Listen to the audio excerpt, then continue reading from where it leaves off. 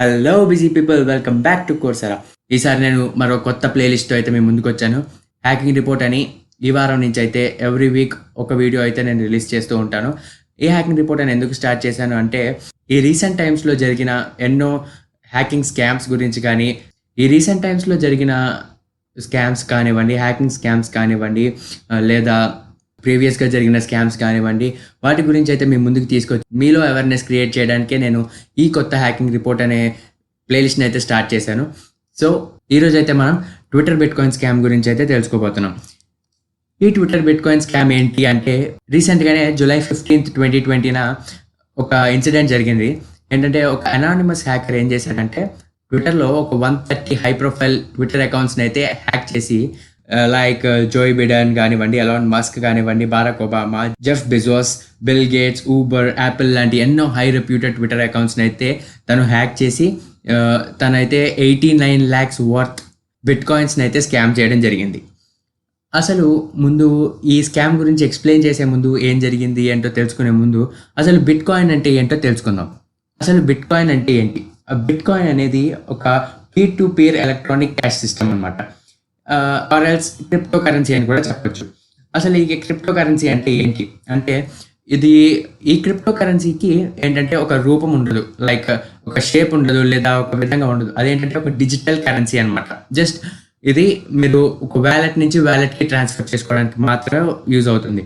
Like మీ దగ్గర ఇప్పుడు ఒక బిట్కాయిన్ వ్యాలెట్ ఉంటే కనుక మీరు ఇంకొక బిట్కాయిన్ వ్యాలెట్ ఉన్న వాళ్ళతో షేర్ చేసుకోవచ్చు. ఆర్ ఎల్స్ మీరు ఏమైనా కొనుక్కోవడానికి వెళ్ళినప్పుడు కానీ ఆ షాప్ వాళ్ళు కనుక బిట్కాయిన్స్ని యాక్సెప్ట్ చేస్తే మీరు వాళ్ళకు కూడా మీ వ్యాలెట్ టు వ్యాలెట్ని ట్రాన్స్ఫర్ చేసుకోవచ్చు అనమాట.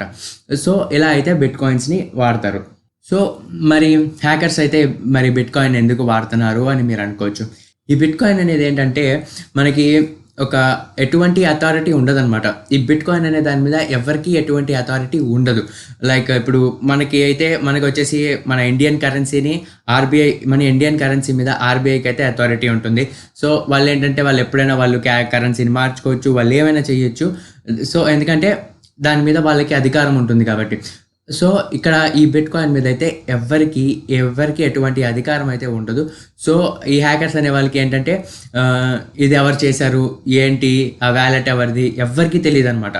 సో అందుకే ఎక్కువగా ఈ హ్యాకర్స్ అనేవాళ్ళు బిట్కాయిన్స్లో అయితే డిమాండ్ చేస్తూ ఉంటారు. ఇంకా చెప్పాలంటే, అసలు ఈ బిట్కాయిన్ అనేది ఎప్పుడు స్టార్ట్ అయింది అంటే, అసలు ఈ బిట్కాయిన్ అనేది 2008లో స్టార్ట్ అయిందనమాట. సకోషి నకోమోటో అనే ఒక అతను అయితే దీన్ని స్టార్ట్ చేసినట్టయితే మనకి తెలుస్తుంది. అసలు ఈ సకోషి నకోమోటో అనే అతను ఉన్నాడా లేడా, ఎవరు ఏంటి అనేది ఇన్ఫర్మేషన్ అయితే ఇప్పటి వరకు ఎవ్వరికీ తెలియదు. కానీ అతని పేరు మీదే ఈ బిట్కాయిన్ అనేది బయటకు వచ్చింది. ఇదే ఫస్ట్ క్రిప్టో కరెన్సీ అనమాట. ఈ బిట్కాయినే ఫస్ట్ క్రిప్టో కరెన్సీ. ఇది ఏం చేశారంటే, ఈ సకోషి నకోమోటో అనే అతను అయితే ఒక ప్రోగ్రామర్ అని అయితే తెలుస్తుంది. ఈ బిట్కాయిన్ని SHA-256 ఆల్గోరిథంలో అయితే తయారు చేశారనమాట. తను తయారు చేసేటప్పుడు ఏం చేశాడు అంటే, ఒక లిమిట్ పెట్టేశాడు ఈ బిట్కాయిన్స్కి. లైక్ ఇప్పుడు ఈ బిట్కాయిన్స్ అనేవి 21 మిలియన్ బిట్కాయిన్స్ మాత్రమే వస్తాయన్నమాట. ఆ తర్వాత ఏమవుతుందంటే, ఇంకా బిట్కాయిన్స్ అనేవి అక్కడితో ఆగిపోతాయి. ఇదే ఒక బ్లాక్ చైన్లో నడుస్తుంది. అదేంటనేది తర్వాత చెప్తాను. సో ఇప్పటికి వచ్చి అట్ ప్రెజెంట్ టైం వరకు 18 మిలియన్ బిట్కాయిన్స్ అయితే బయట రన్నింగ్లో ఉన్నాయి. అంటే హార్డ్లీ ఇంకొక 3 మిలియన్ బిట్కాయిన్స్ మాత్రమే అవైలబిలిటీలో ఉన్నాయి. సో అందరికీ చాలా డౌట్స్ అయితే వస్తూ ఉంటాయి. అసలు బిట్కాయిన్స్ని ఎలా చేస్తారు, అసలు అంటే బిట్కాయిన్స్ ఎవరు ప్రొడ్యూస్ చేస్తారని. బిట్కాయిన్స్ని అనేది ఎవరు ప్రొడ్యూస్ చెయ్యరు. అసలు ఈ బిట్కాయిన్స్ని ఎలా సంపాదించవచ్చు, లైక్ ఎలా సంపాదిస్తారు, అసలు ఈ బిట్కాయిన్స్ని ఎలా సంపాదిస్తారంటే, ఈ బిట్కాయిన్స్ని 2 టైప్స్గా అయితే సంపాదిస్తూ ఉంటారు. లైక్ ఒకటి వచ్చేసి బిట్కాయిన్స్ని కొంటారు. కొన్ని వెబ్సైట్స్ ఉంటాయి అన్నమాట. ఆ వెబ్సైట్స్లోకి వెళ్ళి ఏం చేస్తారంటే, ఎవరికైనా బిట్కాయిన్ కొనుక్కోవాలి అంటే మాత్రం ఆ వెబ్సైట్లోకి వెళ్ళి బిట్కాయిన్స్ అయితే కొనుక్కుంటారు. ఒకవేళ లేదా మీ దగ్గర ఆల్రెడీ బిట్కాయిన్స్ కనుక ఉంటే ఆ వెబ్సైట్స్లో అమ్ముతారనమాట. ఇక్కడ ఏమో జరుగుతాయి అంటే, బిట్కాయిన్స్ని అమ్ముకోవడం కొనుక్కోవడం అనేది జరుగుతూ ఉంటుంది. ఇది కాకుండా ఇంకో టైప్ వచ్చేసి బిట్కాయిన్ మైనింగ్ అంటారు. ఇక్కడ ఏం చేస్తారంటే, మనకి అసలు బిట్కాయిన్ అనేది ఎక్కడ ప్రొడ్యూస్ అవ్వదు, అంటే ఎవరు తయారు చేయరు. మరి ఎలా వస్తున్నాయి ఈ బిట్కాయిన్స్? ఇంకా ఈ 21 మిలియన్ 2008లో అయిందంటున్నావు కదా, ఇప్పటి వరకు ఇంకా 21 మిలియన్ అనేది బయటికి ఎందుకు రాలేదు అంటే, ఈ బిట్కాయిన్స్ అనేవి ఊరికినే రావండి. ఇప్పుడు సపోజ్ ఒకళ్ళ దగ్గర కనుక బిట్కాయిన్స్ ఉంటే తను తన ఫ్రెండ్కో లేకపోతే ఎవరికో తన బిట్ కాయిన్ అనేది ట్రాన్స్ఫర్ చేశాడు. ఈ బిట్ కాయిన్ ట్రాన్స్ఫర్ చేసినప్పుడు ఈ బిట్ కాయిన్ అనేది డైరెక్ట్గా వెళ్ళదండి. ఇది వెళ్ళినప్పుడు ఏమవుతుందంటే కొన్ని బ్లాక్స్ అనేవి క్రియేట్ అవుతాయి. ఈ బ్లాక్స్ అనేవి ఏంటంటే కొన్ని ఆల్గరిథమ్స్ అనమాట. అది ఒక మ్యాథమెటికల్ ఆల్గరిథం కావచ్చు, ఏ ఆల్గరిథం అయినా అవ్వచ్చు. ఇవి ఒక ఆల్గరిథమ్స్ అనమాట. ఇవి ఏం చేస్తూ ఉంటారంటే ఈ ఆల్గరిథంని వాళ్ళు కొంతమంది మైనర్స్ అనే వాళ్ళు ఉంటారు. ఆ మైనర్స్ ఏం చేస్తారంటే దీన్ని మైనింగ్ చేస్తూ ఉంటారు. మైనింగ్ అంటే ఏంటి? ఈ బ్లాక్స్ని ఏదైతే ఉందో వాటిని సాల్వ్ చేస్తూ ఉంటారు అనమాట. ఈ సాల్వ్ చేసిన తర్వాత సాల్వ్ చేసినప్పుడు ఏమవుతుందంటే ఆ బ్లాక్ నుంచి వాళ్ళకి కొంత రివార్డ్ అనేది వస్తుంది. ఆ బ్లాక్ సాల్వ్ చేసినప్పుడు 25 బిట్ కాయిన్సో లేదా ఒక 50 బిట్ కాయిన్స్ అనేవి వాళ్ళకి రివార్డ్గా వస్తూ ఉంటుంది అనమాట. వాళ్ళు ఏం చేస్తారంటే వాటిని అమ్ముకోవడమో లేదా ఏదో ఒకటి చేసి అలా ఎక్స్చేంజ్ అవుతూ ఉంటాయి. ఇలా పెరుగుతూ ఉంటాయి అనమాట. ఆ బ్లాక్స్ ఏవైతే ఉంటాయో వాటిని క్రిప్టోగ్రఫీ హ్యాషెస్ అంటారనమాట. క్రిప్టోగ్రఫీ హ్యాషెస్ని సాల్వ్ చేయడం అనేది అంత ఈజీ ప్రాసెస్ అయితే కాదు. సో ఇలా ట్రాన్సాక్షన్స్ జరిగినప్పుడల్లా ఒక బ్లాక్ చైన్ అనేది క్రియేట్ అవుతూ ఉంటుంది. వాటిని సాల్వ్ చేస్తూ ఈ బిట్ కాయిన్స్ అనేవి పెరుగుతూ ఉంటాయి అన్నమాట. చాలామంది అనుకుంటారు అయితే ఇలా మైనింగ్ చేయొచ్చు కదా ఎంతోమంది అని అనుకుంటారు. సో మైనింగ్ అనేది అంత ఈజీ ప్రాసెస్ అయితే కాదు. అది ఆ మైనింగ్ చేయాలి అంటే మన దగ్గర చాలా హై అండ్ కంప్యూటర్ ఉండాలి. అండ్ అది చాలా పెద్ద ప్రాసెస్ అనమాట. It's not an easy process. And ఈ మైనింగ్కి ఒకప్పుడైతే మామూలుగా కంప్యూటర్స్ నుంచే చేసేవారు. సో అదేమవుతుందంటే తర్వాత ఏమయ్యేదంటే వాళ్ళకి హ్యాషెస్ని చేయడానికి ఆ కంప్యూటర్ అయితే సరిపోయేది కాదు. సో మెల్లమెల్లగా గ్రాఫిక్ కార్డ్స్ని పెంచారు. కానీ ఎంత పెంచినా కూడా ఆ హ్యాషెస్ని సాల్వ్ చేయడానికి ఆ కంప్యూటర్ పర్ఫార్మెన్స్ అయితే సరిపోవట్లేదు. అందుకని ఏం చేశారంటే ఈ మైనింగ్ కోసం ఓన్లీ ఈ మైనింగ్ కోసం అని చెప్పి ASIC అనే ఒక దాన్ని కనిపెట్టారు. ASIC అంటే ఏంటంటే అప్లికేషన్ స్పెసిఫిక్ ఇంటిగ్రేటెడ్ సర్క్యూట్ అనమాట. ఇదొక ఇంటిగ్రేటెడ్ సర్క్యూట్. సో ఈ ఐసీని వాడి కంప్యూటర్స్ని అయితే డిజైన్ చేయడం స్టార్ట్ చేశారు. ఆ కంప్యూటర్స్లోనే ఈ మైనింగ్ అనేవి జరుగుతూ ఉంటాయి. ప్లస్ దీనివల్ల పవర్ కన్జంప్షన్ చాలా ఉంటుందన్నమాట. అండ్ ఇంటర్నెట్ కన్జంప్షన్ కూడా చాలా అవుతుందన్నమాట. ఈ మైనింగ్ చేయడానికి చాలా ఖర్చు అయితే అవుతుంది. సో ఈ మైనర్స్ ఏం చేస్తూ ఉంటారంటే ఈ బిట్ కాయిన్స్ని వాళ్ళు మైనింగ్ చేసిన తర్వాత వచ్చిన బిట్ కాయిన్స్ని అమ్ముకుంటూ ఉంటారు. అలా అమ్ముకుని ఆ మనీతో వీళ్ళైతే మళ్ళీ మైనింగ్ చేస్తూ ఉంటారు. ఈ విధంగా మైనింగ్ అనేది జరుగుతూ ఉంటుందన్నమాట.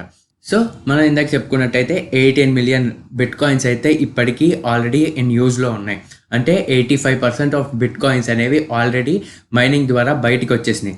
ఈ 85% బిట్ కాయిన్సే ఎక్కడికైనా ఇప్పుడు ఏమవుతుందంటే అటు ఇటు ట్రాన్స్ఫర్ అనేవి అవుతున్నాయి అన్నమాట.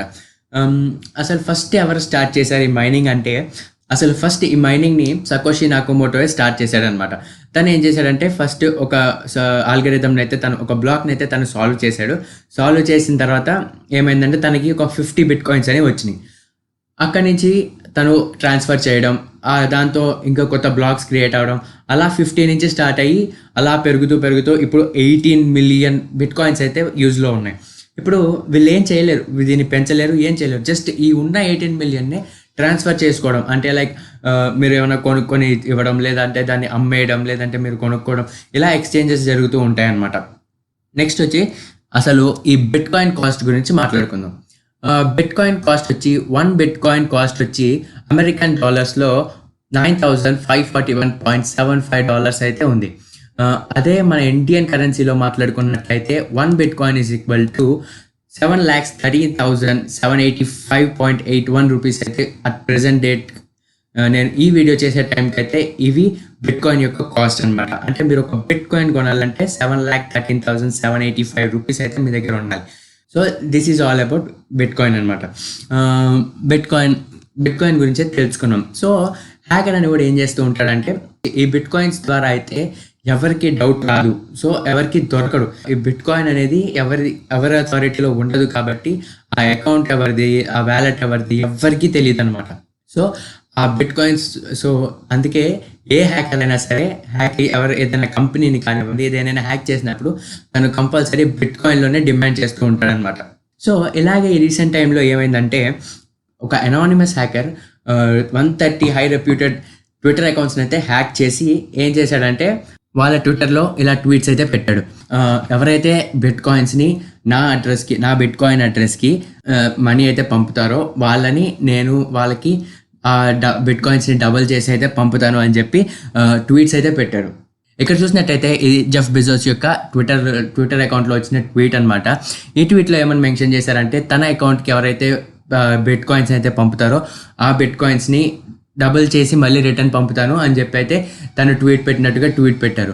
ఈ ట్వీట్ కింద ఒక ర్యాండమ్ నేమ్ ఉంది చూసారా, ఇక్కడ BC1QXI అని చెప్పి ఒక ర్యాండమ్ లైన్ ఉంది చూసారా, ఇది వచ్చేసి బిట్ కాయిన్ వ్యాలెట్ అడ్రస్ అనమాట. ఈ బిట్ కాయిన్ వ్యాలెట్ అడ్రస్కి ఎవరైతే పంపుతారో వాళ్ళకైతే నేను మనీ రిటర్న్ చేస్తాను, డబల్ చేసి రిటర్న్ చేస్తానని చెప్పి ట్వీట్ అయితే పెట్టడం జరిగింది. సో ఇలాగే మనకి బిల్ గేట్స్ అకౌంట్లో కూడా వచ్చింది. బిల్ గేట్స్ యొక్క ట్విట్టర్ అకౌంట్లో కూడా సేమ్ ఇదే మెసేజ్ అయితే రావడం జరిగింది. ఇది బిల్ గేట్స్ ట్విట్టర్ అకౌంట్లో వచ్చిన ట్వీట్ అనమాట. సేమ్ ఇది కూడా మీరు ఒకవేళ నాకు $1,000కి సంబంధించిన బిట్ కాయిన్స్ అయితే నాకు పంపిస్తే నేను మళ్ళీ దాన్ని రిటర్న్లో $2,000కి సంబంధించిన బిట్ కాయిన్స్ అయితే మీకు పంపిస్తాను. ఇది ఒక నెక్స్ట్ హాఫ్ అన్ అవర్ వరకు అని చెప్పి అయితే పెట్టడం జరిగింది. నెక్స్ట్ వచ్చేసి ఇది యాపిల్ అనమాట. సో ప్రతి దగ్గర కూడా ఈ బిట్ కాయిన్ వ్యాలెట్ అడ్రస్ అయితే సేమ్ ఉందండి. మ్యాక్సిమం అన్నిటిలో 90% ఆఫ్ ది అకౌంట్స్లో అయితే సేమ్ పెట్టారు. అండ్ ఇది వచ్చేసి బరాక్ ఒబామాది. ఇక్కడ కూడా same bitcoin wallet address అయితే మనం చూడొచ్చు. వీళ్ళైతే కాకుండా ఎంతో మంది హై రేటెడ్ అకౌంట్స్లో ఇలాంటి ట్వీట్స్ అయితే పెట్టడం జరిగింది. సో ఏం చేశారంటే చాలా మంది నిజమే అనుకుని చాలా మంది అయితే అప్పటికి దగ్గరగా ఒక 89 lakhsకి సంబంధించిన బిట్ కాయిన్స్ అయితే ట్రాన్సాక్షన్స్ జరిగిపోయాయి. అప్పటికే ట్విట్టర్ వాళ్ళు దాన్ని ఆపడానికి ఎంతో ప్రయత్నించి ఈ ట్వీట్స్ అన్నిటిని తీసేయడం జరిగింది. కానీ అప్పటికే 136 పీపుల్కి అయితే ట్రాన్సాక్షన్స్ జరిగిపోయాయి. అండ్ 1000 ట్రాన్సాక్షన్స్ అయితే బ్లాక్ చేసి పెట్టారు. ఏదైతే బిట్ కాయిన్ ఎక్స్చేంజ్ వాళ్ళు ఉంటారో వాళ్ళు 89 lakhsకి సంబంధించిన బిట్ కాయిన్స్ అయితే ట్రాన్స్ఫర్ అయిపోయాయి. సో మీరు ఒకటి గుర్తుపెట్టుకోవాల్సింది ఏంటి అంటే ఎంత బిలియనర్ అయినా సరే తన మనీని అయితే ఎవరికి ఫ్రీగా ఇవ్వాలని అనుకోడు. అది కూడా ఇంత మనీని అయితే ఎవరు ఇవ్వాలని అయితే అనుకోరు. సో ఏంటంటే ఇలాంటి ట్వీట్స్కి కానివ్వండి, ఇలాంటి మెసేజెస్కి కానివ్వండి చాలా జాగ్రత్తగా అయితే ఉండాలి. ఇది వచ్చేసి ఈ వారం హ్యాకింగ్ రిపోర్ట్ అండి. మళ్ళీ వచ్చే వారం మరో హ్యాకింగ్ రిపోర్ట్తో మీ ముందుంటాను. Until then signing of.